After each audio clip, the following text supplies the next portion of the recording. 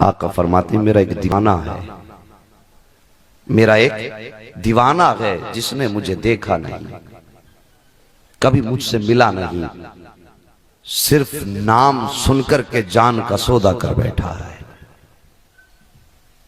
یہ بات کہی، پھر آقا فرماتے ہیں کہ میرے بعد عمر اور علی اس سے ملاقات کریں گے، اس کی پہچان یہ ہوگی بال گھنگرالے ہوں گے، کپڑے پرانے ہوں گے، لوگ دیوانہ کہیں گے، لیکن وہ اتنی عظمت والا ہے کہ جس کے لیے ہاتھ اٹھا دے گا اللہ کبھی اس کی دعا کو ٹالتا نہیں ہے۔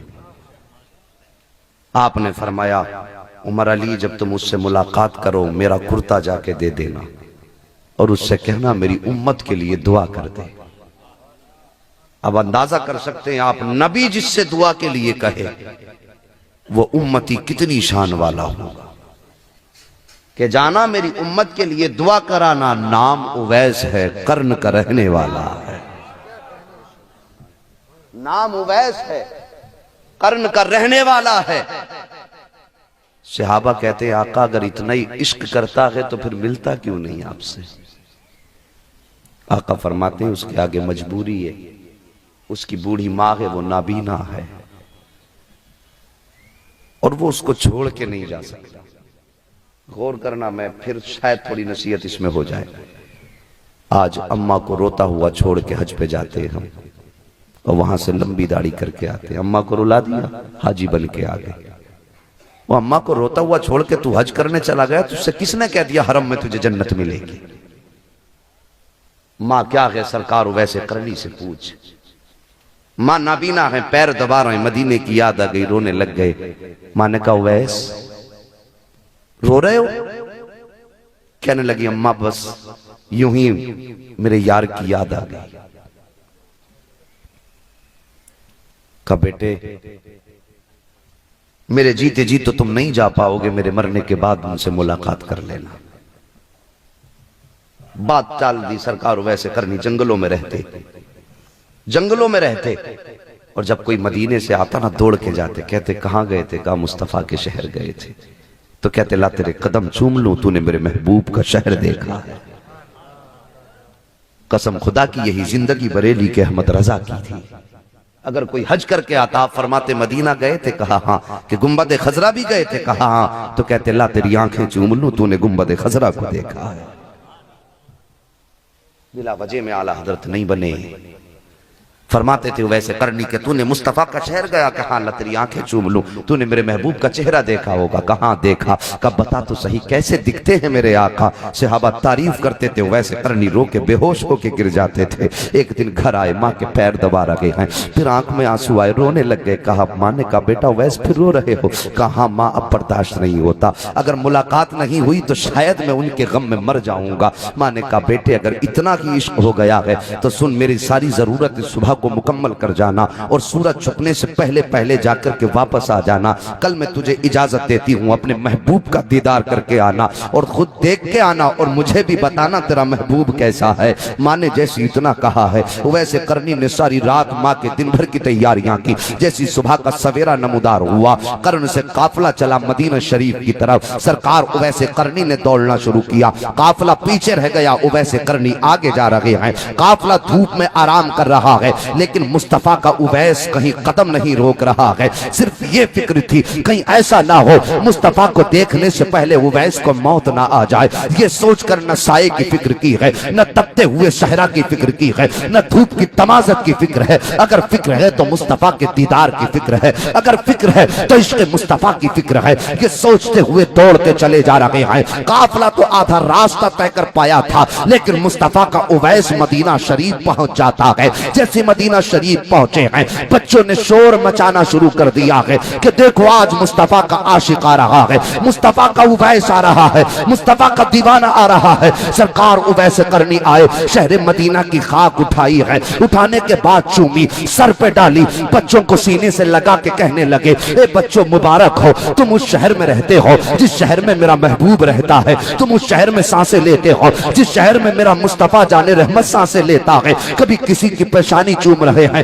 کبھی کسی کے بالوں کو چوم رہے ہیں، کسی کو سینے سے لگا رہے ہیں، روتے جا رہے ہیں اور کہتے جا رہے ہیں کوئی مجھے مصطفیٰ کا پتہ بتا دو، میرا محبوب کہاں رہتا ہے۔ کسی نے آپ کی رہبری کی، ہاتھ پکڑ کے سرکار کے دروازے تک پہنچایا گیا، دروازے پہ دستک دیتے ہیں، پہلے تو سوچ رہے ہیں دروازہ بجاؤں کہ نہ بجاؤں، یہ تو وہ بارگاہ ہے جبریل آتا ہے تو کنجی نہیں کھٹکھٹاتا ہے بلکہ چھت پھاڑ کے آتا ہے تاکہ مصطفیٰ کی نیند میں خلل نہ پڑ جائے، اگر اٹھاتا ہے تو آواز نہیں دیتا ہے بلکہ اپنی مبارک آنکھوں کو مصطفیٰ کے پاکیزہ تلووں پہ رگڑتا ہے تاکہ مصطفیٰ کی نیند سے آقا بیدار ہو جائیں۔ اگر میں آقا کی بارگاہ میں دستک دوں تو کیسے دوں؟ ابھی سوچ رہے تھے، اتنے میں عشق کہتا ہے اویس دیر نہ کر، کہیں ایسا نہ ہو کہ دروازے پہ روح نکل جائے، مصطفیٰ کا دیدار نہ کر سکے۔ جلدی سے ہاتھ لگایا، دروازے پہ دستک ہوئی، اندر سے آواز آتی ہے من دق الباب، دروازہ کس نے بجایا ہے؟ عرض کرتے ہیں مصطفیٰ کا عاشق آیا ہے، قرن سے دیوانہ آیا ہے۔ اندر سے سیدہ عائشہ صدیقہ فرماتی ہے اویس کیسے آئے ہو؟ کہا مصطفیٰ سے ملاقات کے لیے آیا ہوں، اتنا سننا تھا۔ حضرت عائشہ صدیقہ فرماتی ہیں اے اویس قرنی، جس محبوب سے ملنے کے لیے آئے ہو وہ ابھی ابھی مدینہ شریف سے باہر چلے گئے ہیں، اتنا سننا تھا۔ سرکار اویس قرنی کی چیخ نکل جاتی ہے، رو کے کہتے ہیں امی جان، اے مومنوں کی ماں، اتنا تو بتائیے مصطفیٰ کب تشریف لائیں گے؟ کب بتا کر کے تو نہیں گئے ہیں، لیکن تھوڑی دیر ٹھہر جاؤ، آقا آئیں گے ملاقات کر کے چلے جانا، اتنا سننا تھا۔ اویس قرنی کہتے ہیں کہ اگر آقا نہ سہی تو مصطفیٰ کا وہ بستر دکھا دو جس پہ میرا نبی تشریف رکھتا ہے، وہ جگہ بتا دو جہاں آقا آرام فرماتے ہیں، وہ مکان دکھا دو جس میں مصطفیٰ رہتے ہیں۔ سیدہ عائشہ فرماتی ہے میں تو پردے کے اندر چلی گئی، سرکار اویس قرنی آئے، کبھی اس دیوار کو چوم رہے ہیں، کبھی اس دیوار کو چوم رہے ہیں، کبھی مصطفیٰ کا بستر چوم رہے ہیں، کبھی آقا کا مسجد نبی میں جا کر کے محراب و منبر چوم رہے ہیں، روتے جا رہے ہیں، چومتے جا رہے ہیں۔ جب واپس جانے لگے حضرت عائشہ صدیقہ نے کہا اے اویس اگر اتنا ہی عشق ہے تو رک کیوں نہیں جاتے ہو؟ اویس قرنی کہتے ہیں میں کیسے رک جاؤں، میری ماں نے مجھے وقت نہیں دیا ہے، سورج چھپنے سے پہلے مجھے ماں کی خدمت میں جانا ہے، اتنا کہا ہے۔ اور کہتے ہیں امی جان جب میرے نبی آ جائیں تو میرے آقا سے میرا سلام کہہ دینا، جب اتنا کہہ کر کے چلے ہیں اللہ اکبر، سرکار اویس قرنی کی چیخ نکل جاتی ہے، واپس پلٹے ہیں، جیسی مدینہ شریف سے آپ نے واپسی کا رخ کیا ہے اتنے میں گنبد خضرا کا مکین تشریف لے آتا ہے، آقا کریم آتے ہیں، اندر آتے ہی ارشاد فرماتے ہیں اے عائشہ بتا تو صحیح یہاں کون آ کر کے گیا ہے، کون آیا تھا میرے کمرے کے اندر، کوئی آیا تھا میرے مکان کے اندر؟ سیدہ عائشہ کہتی ہیں آقا کس لیے فرما رہے ہیں؟ آقا کریم فرماتے ہیں کہ اے عائشہ خوشبو بتا رہی ہے میرا دیوانہ آ کر کے گیا ہے، فضائیں بتا رہی ہیں میرا عاشق آ کر کے گیا ہے، بتا تو صحیح کون آیا تھا؟ حضرت عائشہ کہتی ہیں اے آقا مجھے یہ تو نہیں معلوم وہ تھا کون اور کیسا تھا، مگر اتنا پتا ہے سرکار بڑا دیوانہ تھا آپ کا، جیسی اس نے سنا ہے مصطفیٰ باہر گئے ہیں پھر اس کے آنسو نہیں رکے ہیں، آقا کبھی اس دیوار کو چوم رہا تھا، کبھی آپ کے بستر کو چوم رہا تھا، مصطفیٰ کی آنکھ میں آنسو آ جاتے ہیں، آقا فرماتے ہیں عمر جلدی کر کوئی جا کے میرے اویس کو بلا لائے، کوئی جا کے میرے اویس کو بلا لائے۔ صحابہ دوڑ جاتے ہیں لیکن مدینے کی گلیاں چھان دی جاتی ہیں، کہیں اویس قرنی کا پتہ نہ چلا، آپ واپس دروازے پہ اپنے مکان پہ تشریف لے آتے ہیں۔ جیسی گھر میں تشریف لائے ہیں دروازہ پہ کھٹکے کی آواز ہوئی ہے، ماں پہچان جاتی میرا بیٹا اویس آ گیا ہے، ماں نے کہا آ گیا میرے لال بتا تو صحیح تیرا محبوب کیسا ہے؟ جیسی اتنا سنا ہے سرکار اویس قرنی کی چیخ نکل جاتی ہے، ماں کے قدموں سے لپٹ کے رونے لگ جاتے ہیں، کہتے ماں میں گیا تو تھا مدینے لیکن مصطفیٰ کا دیدار نہ ہو سکا۔ کہا بیٹے کس لیے؟ کہا امی جان جب میں گیا تھا تو آقا گھر پہ نہیں تھے، ماں نے کہا بیٹے تو کچھ رک کے انتظار کر لیتا، بڑے دنوں کی جدائی کے بعد گیا تھا، بڑا عشق ہے تجھے نبی سے، کچھ رک کر کے انتظار کر لیتے۔ سرکار اویس قرنی کہتے ہیں اے امی جان آپ کا حکم تھا کہ سورج چھپنے سے پہلے واپس آنا ہے تو میں آپ کا حکم کیسے ٹالتا؟ اگر محبوب کو مناتا تو آپ ناراض ہو جاتی، اگر آپ کو راضی کرنا ہوا تو محبوب کا دیدار قربان کیا ہے، اتنا سننا تھا۔ ماں نے لال کو سینے سے لگایا اور تسلی دے کے کہتی ہے اے اویس آنسوؤں کو پوچھ لے، سارا زمانہ مدینے والے کا ذکر کرے گا لیکن مدینے والا ساری زندگی اویس تیرا ذکر کرتا رہے گا۔ یہ ہے ماں، آج ماں کو روتا ہوا چھوڑ کے حج کرنے چلے جاتے ہو۔ اویس نے تو مصطفیٰ کا دیدار ہی قربان کر دیا۔ اور ماں نے کہا تھا بیٹے سارا زمانہ مدینے والے کا ذکر کرے گا، لیکن مدینے والا اویس تیرا ذکر کرے گا۔ آقا اپنے خطبوں میں اویس قرنی کا ذکر فرمایا کرتے تھے۔ پھر ماں نے سینے سے لگایا سرکار اویس قرنی کو، اور بے شمار دعائیں عطا فرمائیں۔ اب میں بات پوری کر رہا ہوں، موضوع نہیں بڑھانا آگے، وقت کافی ہو چکا ہے۔ تو میں عرض کر رہا تھا سرکار اویس قرنی کی شان پہلے سمجھے۔ سرکار اویس قرنی رضی اللہ تعالیٰ عنہ ماں کی خدمت میں واپس آ گئے، اور پھر وہ اللہ نے انعام عطا فرمایا سرکار اویس قرنی کو کہ آقا نے اپنا خرقہ مبارک دیا۔ کہا عمر علی تم جاؤ گے ملاقات کرو گے، اس سے کہنا جا کر کے میری امت کے لیے دعا کر دے۔ غور کرنا میری بات پہ، جو میں نے بات کہنے کا ارادہ کیا تھا وہ پوری کر رہا ہوں۔ یہ دونوں حضرات حضرت عمر اور حضرت علی رضی اللہ تعالیٰ عنہما سرکار کا خرقہ مبارک لے کر کے آیا۔ آقا کے وصال کے بعد تلاش کرتے کرتے پوچھا کسی سے کہ اویس قرنی کہاں رہتے ہیں؟ کسی نے کہا کون اویس؟ کہا ایک دیوانہ تو فلاں جنگل میں رہتا ہے۔ کسی نے کسی حوالے سے بتایا، کسی نے کسی حوالے سے بتایا۔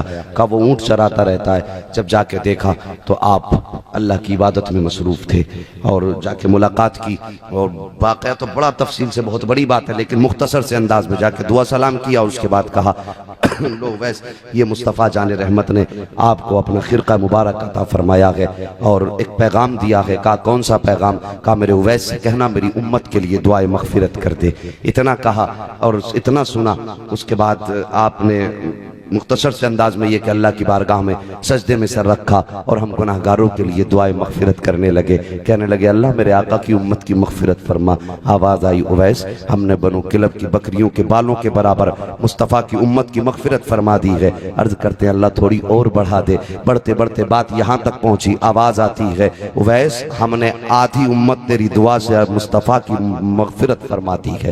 امت مصطفیٰ کی آدھی امت کی مغفرت تیری دعا کے صدقے میں بخش دی ہے۔ پھر کہتے ہیں اللہ اور بخش دینا۔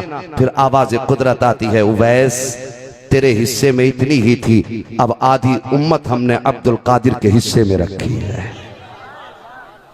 آدھی امت عبد القادر کے حصے میں لکھی ہے۔ اب دل میں خیال پیدا ہوا اللہ یہ عبد القادر کون ہے؟ یہ کون ہے جس کے صدقے میں آدھی امت بخشی جائے گی؟ عرض کرتے ہیں پروردگار عالم وہ کون ہے؟ رب فرماتا سنو میرے محبوب کا بیٹا ہوگا، میرے محبوب کی اولاد میں پیدا ہوگا، نام عبد القادر ہوگا۔ اور سنو تو صحیح جب اس کا زمانہ آئے گا، اس کا زمانہ آئے گا، سارے زمانے کے ولیوں کا وہ سردار ہوگا، اور اس کی شان کا عالم یہ ہوگا کہ جب میں ایک زمانہ اس کا ایسا آئے گا، ایک دن میں اس کو منبر پہ کھڑا کروں گا اور اعلان کرواؤں گا کہ وہ منبر پہ کھڑے ہو کے کہے گا قدمی حاضی علی رقبت کل ولی اللہ۔ جب یہ اعلان وہ بغداد میں کرے گا تو دنیا میں جتنے بھی ولی ہیں سب اپنی اپنی گردنیں جھکا دیں گے اور اس کے قدم کو اپنی گردن پہ لے گے۔ اتنا سننا تھا سرکار اویس قرنی کہتے ہیں اے پروردگار عالم اس کا زمانہ جب آئے گا وہ جب کہے گا تب کہے گا تو گواہ ہو جا، اس کا اعلان بعد میں ہوگا۔ ویسے قرنی اپنی گردن کو پہلے جھکا دے رہا۔ سرکار ویسے قرنی نے اپنی گردن جھکا دی سرکار غوث پاک کا قدم رکھنے کے لیے۔ اب ذرا سوچو تو صحیح اتنی شان والا اللہ، اس کی شان کیا ہے؟ رب فرماتا ہے سن اس کی شان یہ ہوگی جو رتبہ نبیوں میں میں نے اپنے حبیب کو دیا ہے وہی رتبہ میں نے ولیوں میں اپنے عبد القادر کو دیا ہے۔ جس طرح نبیوں میں میرے محبوب کا جواب نہیں ہے اسی طرح ولیوں میں عبد القادر کا جواب نہیں ہے۔ تو اب اندازہ لگا سکتے ہیں اتنی شان والا، اور گردن جھکا دیتا اعلان سے پہلے کہ جب اس کا زمانہ ہوگا اللہ وہ تب اعلان کرے گا گواہ ہو جا، اس کے لیے آج گردن جھکا رہا ہوں۔ اللہ نے فرمایا عبد القادر کی دعا سے امت بخشی جائے۔